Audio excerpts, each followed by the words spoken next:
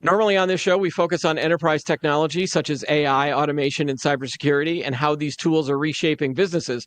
But today's episode is a little different. We're still going to be talking about cutting edge technology, but this time we're going to discuss technology that is saving lives.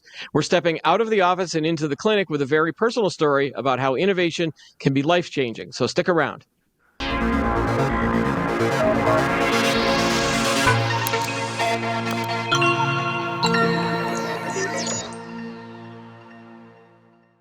Hi, everybody. Welcome to Today in Tech. I'm Keith Shaw. Joining me on the show today is Douglas Meijer. He is the co-chair of Meijer, which is a major retail chain in the Midwest, and Dr. Brandon Mancini. He is the medical director of BAMF Health in Grand Rapids, Michigan. Welcome to the show, gentlemen. Thank you. Thank you so much. All right, so Doug, I'm going to start with you, and can you kind of take us back to your own cancer diagnosis, which is really like the starting point for what we're going to talk about on the rest of the show. So, kind of bring us back, and then what was that moment like for you and your family? Yes, I was first diagnosed with prostate cancer through a biopsy. I was actually at a Tony Robbins seminar out in California. So at 5 o'clock LA time, I get the call that, hey, you've got prostate cancer.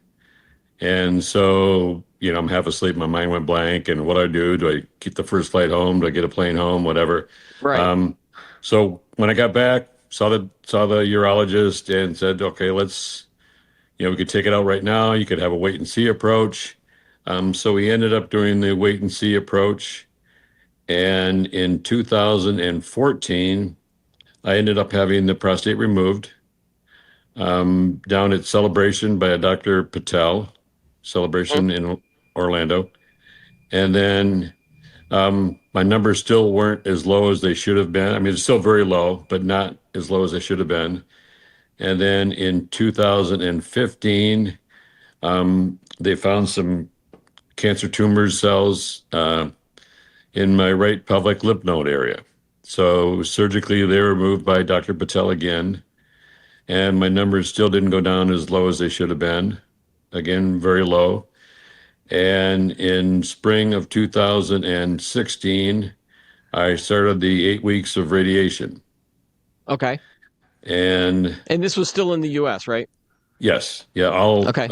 This was back in Grand Rapids where I did the radiation. Okay. And then numbers still weren't where they should be. So I ended up, actually got married that fall, but ended up seeing a doctor who was ran the local, this Lemon Holton Cancer Center. He was kind of the director of it. And he referred me to Dr. Chang, who now leads BAMF. Okay. And Dr. Chang had heard of a test study that UCLA was doing for prostate cancer. And so we flew out to LA January of 2017, and they were approved to do in a test trial the diagnostic part. And they found 4 tumors in my upper left chest area, kind of between the neck, heart, and lungs. Okay. Again, very small tumors, inoperable, but very small. And all through the nuclear medicine category, I would say, and Dr. Mancini can speak more later about all that stuff. And the only folks at the time that were doing it were in Germany, Dr. Right. BAUM in Bad Berka, Germany. So in February, we flew over to Bad Berka, Germany, and had a treatment there. And that seemed to be very successful. Came back and then went back, I believe, in March, probably April or May that year, went back for another round of treatments. And it was virtually gone. There's still 2 spots there. They completely eliminated, I believe, 2 of them, but they seemed to be passive, or they had enough cover around them. The PSMA, I guess it is, Brandon, they had the cover there, so they were like dormant, I guess. And so that really, as I was laying in the German hospital, I thought, I have the ways and means to go to Germany and do this. And, a lot of people don't. And here we live in what should be, and I think is, the greatest country in the world. And we have to travel to Germany. to get health care, and it just didn't seem right. Right. And I use Rich DeVos as my mentor from Amway, as he went to England to get a heart transplant because he was too old and his condition wasn't, I guess, apparently strong enough to get on the heart transplant list in the United States. And he ended up bringing the heart doctor from England over to Grand Rapids and started, actually, it's the Meijer Heart Center, but started the heart transplant program here. So I thought, well, why can't I bring the German doctor over from Hmm. Hmm. Germany and start the prostate cancer nuclear medicine treatment here, of just going after the bad cells and not burning everything, you know, everywhere. Right. Right. So that's really what led to the philanthropic part of it.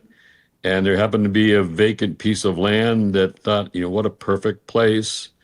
So we partnered from a philanthropic standpoint with Michigan State University, and um, with Anthony's leadership and guidance, he put together an incredible team, and the building was built. And again, I can't thank Dr. Mancini enough. He's been amazing. And, there's so many stories, almost like miracle type of stories, that we can bring up later, of people coming in Right. and on morphine in wheelchairs and coming back the next day, no morphine, no wheelchairs, no hospice, Wow. excuse me. Wow. And it's just, I get chills every time I walk through the building, and it's such a great staff there. They do an amazing job, and I couldn't be more proud and thankful that, this dream, this, all the stuff I went through is now reality, and we can begin saving lives here. And thanks to Brandon and his team, we've saved, I think, Brandon, literally hundreds, or if not thousands, of Yeah. lives already. Yeah. Yeah. All right. So I want to bring in Brandon here on this discussion, just to, for people who might not be familiar, can you explain, the technology is called theranostics, correct? Yep. Theranostics. Yeah. And so how would you describe this, so that most people can understand, maybe this versus maybe traditional treatments? Yeah. So really, theranostics is a term that's literally the merging of therapy and diagnostics. So diagnostics meaning things like PET scan. And so a PET scan is a specific type of radiographic kind of information gathering scan that allows us to find a certain target in the body that is typically overexpressed on a cancer cell. And so the Okay. diagnostic, again, so PET scan, identifying unique target. And then the therapy is literally organic chemistry made to just go and connect with target. And so combining therapy with diagnostic, both going after the same target, is kind of how the term theranostics was coined. And so it's this ultra targeted precision medicine, targeted radiation therapy. Okay. And why is this technology so transformative compared to treatments like chemotherapy and radiation? Because I think that those types of technologies, they just, like, it's almost like you're blasting things at all of the cells. So it targets the cancer cells plus the healthy cells, right? And that's why a lot of people run into problems. Yeah, so really it's just the evolution of precision medicine, where these therapies, theranostics, because of the ability to target a protein that's overexpressed on cancer and not really expressed in our body, then that therapy is kind of like a honing missile, right? So injection goes in, therapy finds target, and is able to kind of uniquely treat a cancer cell and leave the rest of our cells unharmed. And so that is the biggest difference. With radiation therapy and chemotherapy, they still have an important place. They're still very important in cancer therapies, but they're a non-specific treatment. They don't know good versus bad tissues. And so this is that next evolution of precision-based therapy. Okay, and so Doug, in terms of your case, what was the treatment process like for you? Was it, because again, you went through surgery, you went through traditional radiation, correct? And Correct. then you went through the theranostics therapy. I'm assuming that the best one was the third one in terms of how you felt emotionally and physically, right? Absolutely. And I wish I would have done the third one first if it was available, Yeah. if I would have known about it. But again, the cells were so small, they didn't know where it was. So thought, surgery and radiation were the best options. So they radiated the prostate pelvic area, not knowing that that wasn't where the cells had migrated to. And, I can complain about okay, why did I have to wait so long? But then I'm still alive because of it and can tell my story. And Yeah. um, with Brandon's help and the BAMF folks, help others. And Dr. Mancini or Brandon, do you have a preference? I don't. Brandon's good. Yeah. Um, so then it sounds like this technology could be used for other forms of cancer. I think when I first read about it, it was obviously prostate cancer. Could this be used for things like colon cancer, breast cancer, or even like a neuroblastoma? Or is this really just limited to a specific type of cancer that we're looking at?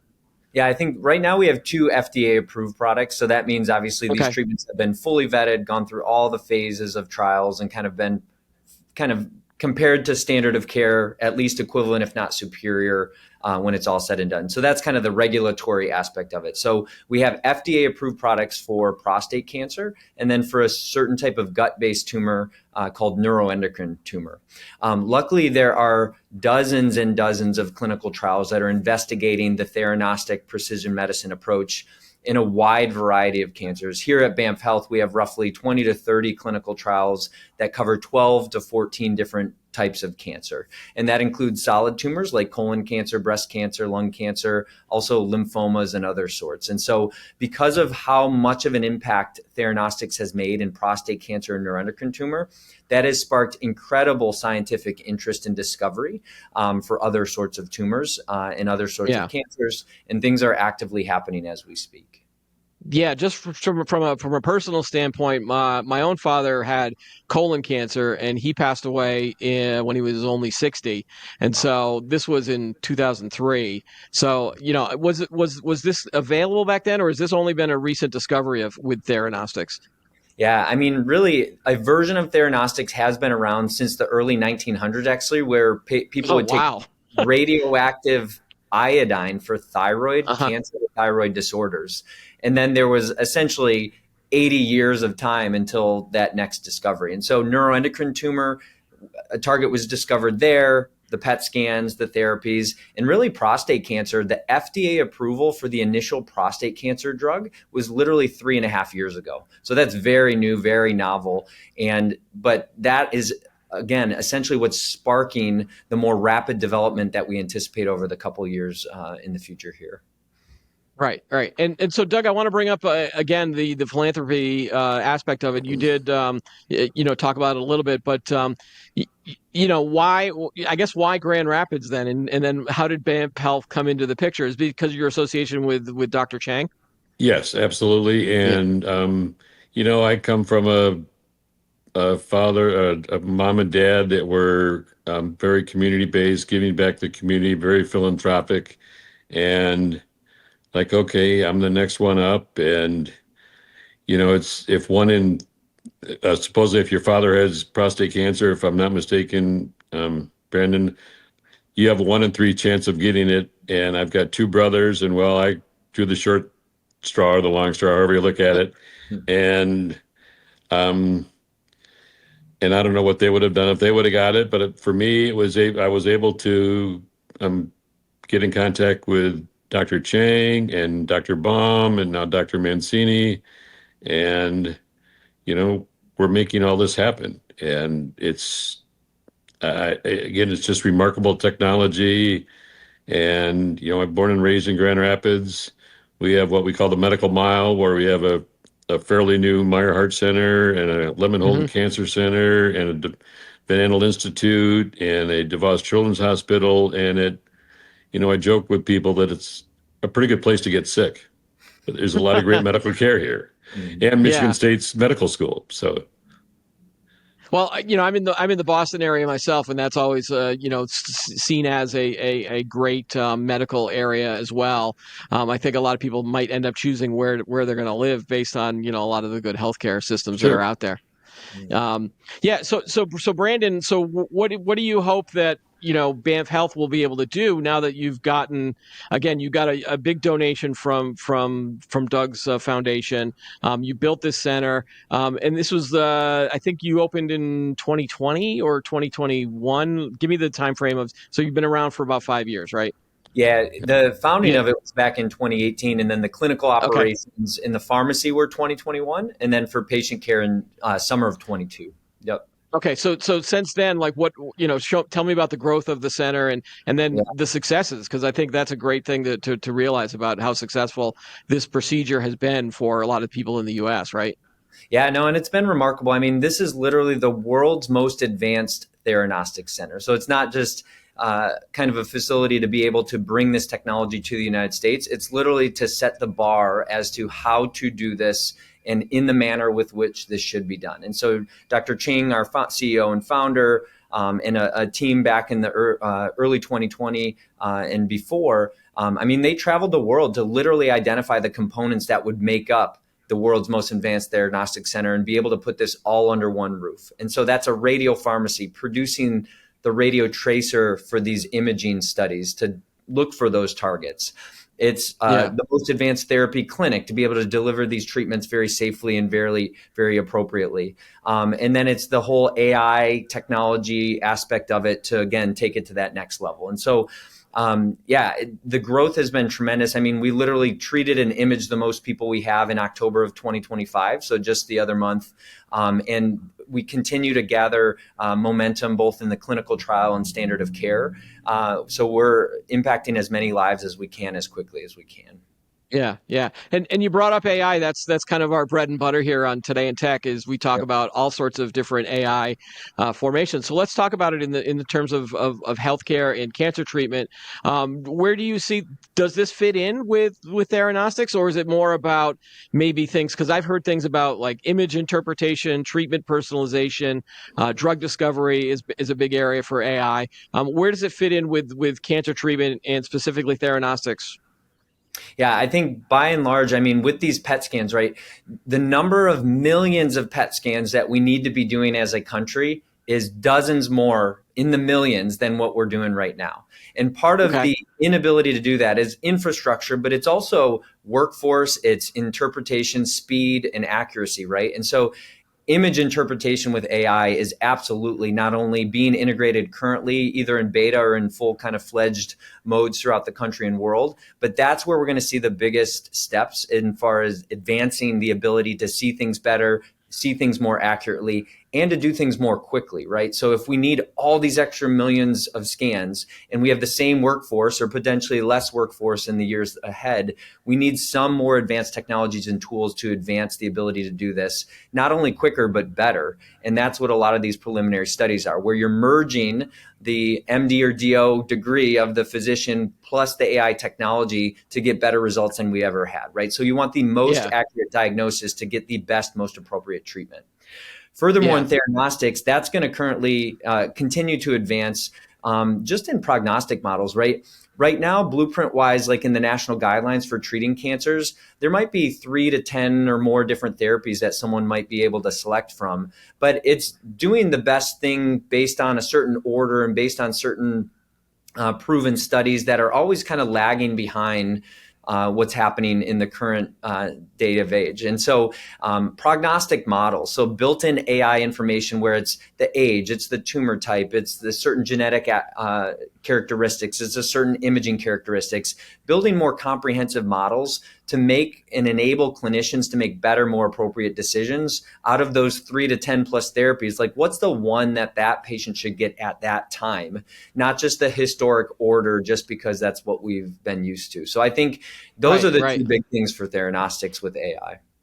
Yeah, Doug, do you, in your circles, do you talk a lot about AI in terms of how it can help either with the technology, but also about overcoming some of the hurdles that we face in healthcare in America with, maybe getting more of these centers open, not just Grand Rapids, but other places, right? Well, I wish I was as smart as Brandon was to understand all that stuff. But yes, we hope to expand that, and others are doing similar things. I like to think we're the best of all with I think it's what a full body PET scan we can do in under 5 minutes, and so less radiation for the less sedation for the like children going through it.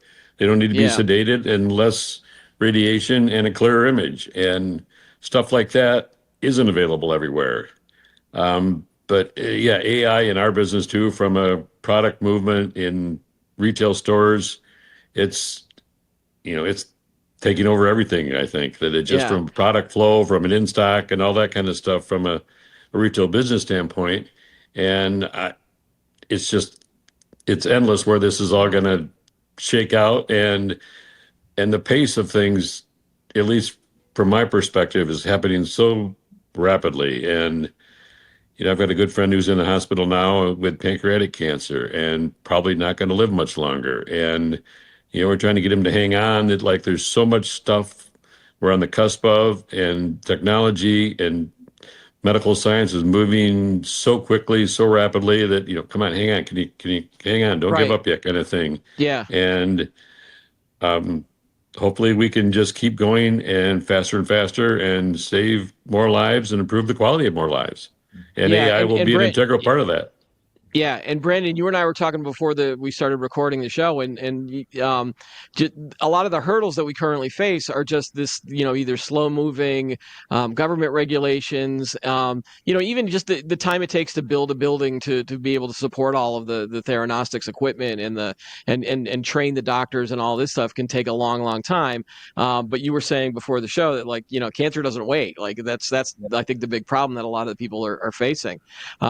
So, again, could AI maybe help speed that up, or some other, or does it take more movement, just like more money, like, donations from big companies like what Doug has and those philanthropic organizations? Yeah, I threw a lot at you there. Sorry. No, absolutely. I think it's any and all of that combined, right? I think we know in theranostics specifically, there's an infrastructure problem, right? So we need dozens of BAMF Healths across the country to be able to expand the footprint and ability to get patients in more quickly. But from an AI perspective, I think just broadly across cancer care, it's, again, identifying the right patient. It's clinical trial development, right? Harboring the power of AI to create better, more appropriate protocols, to get centers onboarded more quickly, to get these trials up and running. Sometimes for certain centers across the country, it can take 6 to 24 months to get a trial up and running, where it really should take days to weeks to do that. And so those are patients where that next discovery is coming, and we need to be able to open those trials because the person can't wait. Cancer won't wait. We need to be able to have those options more quickly. And it's also utilizing AI. If there's multiple options for trials for a given patient, I think trying to assist those individuals and their families with creating and selecting the most appropriate opportunity at that time, trying to predict how someone might do on a certain type of therapy. I mean, all of that is super, super important, but it starts with expansion, knowledge, know-how, and AI is empowering everyone to do that more quickly than we ever have. Yeah, a lot of times on these podcasts, we talk about the speed of AI, and there's a push from people that are selling AI, to be honest, of go fast, break things, that kind of stuff. And I think there's a lot of pushback from both enterprises that are really conservative in their approach to how to adopt AI. And then employees as well, because they think that maybe AI is going to take over their jobs and things like that. In the medical space, is there a feeling of conservatism, in terms of like taking things slow, or is there a push for like, no, we have to do this quickly to make those innovations? And again, you've been a doctor for a number of years, and you've probably seen technologies change as well. So like, what's your feeling on like how fast or how slow we should be going here? Yeah, I think proceeding with a purpose, like continuing to move forward, it's inevitable, right? So you have to embrace it. You have to kind of empower facilities, individuals, institutions. Like this is literally coming no matter what they think. And so making sure that we have that buy-in, and it needs to be at a pace that makes sense because we're dealing with patient data, right? It's HIPAA, it's unique protected information. Yeah. So safety and security needs to be as high as any other industry, and beyond. So I think that's super important. It's also the comfort and the old adage, like, can't teach an old dog new tricks, right? Like this is coming. And so no matter if you're 1 year out of training or 30 years out of training, having something that's applicable and that you can apply to all of those people uniquely is super important. And I think in America, from a medical perspective, a lot of it is reimbursement based right now. And so if there's a way to have certain codes that if you use AI that's a FDA approved or kind of a specific approved product, that's a code that's billable because now you're enhancing the speed and the product and the accuracy potentially of what you're doing. Yeah. Things like that will definitely help move things along more quickly. But I think it's moving with a purpose. It's embracing the inevitable. It's doing in a safe and secure manner, because it will be enhancing patient care regardless. And I think it's just kind of allowing that to happen. And communities might move a little bit at a different pace compared to academic centers, big versus small. But regardless, just embracing it and then kind of finding the right fit for that institution. Yeah, yeah. And Doug, I wanted to ask you another question that, do you feel like because this was able to save your life, that's why you want to give back? And are you optimistic about how, this technology can move forward? Because you could have easily just kind of said like, here's your check and thank you, and then go to the golf course, right? Or or do whatever you want to do. But you're stuck around and you're building these buildings and that kind of stuff. Like, how optimistic are you moving forward? Oh, very optimistic. And Yeah, again, I believe, and from a non-medical standpoint, that we're on the cusp of so much and things are changing so rapidly. And, I'm blessed, fortunate, grateful that I can give back and was raised in a family that had the feeling and giving back was part of our lives. And whatever communities we were in, whatever we could do, we're fortunate to have a successful company. And with that, I feel an obligation to help communities we're in. And as my dad said, he wants to leave the world. He wanted to leave the world a little better place than when he arrived. And I really believe in that philosophy. And I'm going to do my best to make that happen in my life. And BAMF Health and Brandon and Dr. Chang and all that are part of what's making my legacy come true. And the satisfaction of giving back and helping. And I'm so blessed and grateful to be able to do it. And I'm going to keep right. on doing it as long as I can. Yeah, yeah. And Brandon, what's your vision for BAMF Health in the next 5 to 10 years? And then I'm gonna throw another question at both of you that is really pie in the sky. But in terms of what's your vision for the next 5 years? Yeah, I mean, we want things accessible, affordable as soon as possible. And we're very focused in this theranostic space, but we know the US has an infrastructure problem. So we want expansion to enable this therapy to reach as many people as quickly as possible. So Hmm. more BAMF health centers across the country, more expansion of theranostics, more education, and then discovery of more novel targets and therapies that are effective, just like it is in prostate cancer and neuroendocrine tumors. So for us in the next 5 years and 10 years, we're very motivated to expand that mission, to get access to people, to ensure and educate, and again, lead the United States and world in this technology and in this footprint to do things Yeah. better than it's ever been in the most advanced way to impact as many lives as we can. Is this technology with theranostics plus the possibility of AI helping to accelerate a lot of this? Could we basically get rid of cancer at this point, or is that just like it's just another way of treating cancer that's less invasive or less problematic for patients, or is that the end goal for a lot of people, just getting rid of cancer altogether?